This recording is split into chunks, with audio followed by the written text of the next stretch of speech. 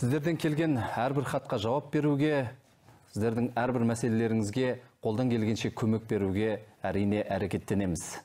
Бұл жолы да көрермендерден жеткен сауалдарға әріптесім заңгер Маман жауап берсін.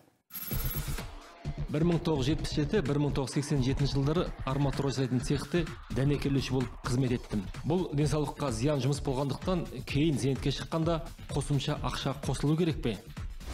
1998 жылға дейінгі әлі зейнетақы қорлары болмай тұрған кездегі еңбек өтілі яғни кейінгі зейнетке шыққан кезіңізде ескеріледі. Сол еңбек өтілінің ішінде сіздің жаңағы 10 жыл денсаулыққа зиянды жерде жұмыс істегеніңіз әлбетте ескеріледі. Ол үшін сіз ол құжаттарыңызды мығым болып, ол құжаттарыңызды жинап қойғаныңыз абзал. Ол мәселе ескерілмей жатса, онда сотқа жүгіну арқылы, дәлелдеу арқылы жаңағы зейнетақыңызға қостыра аласыз.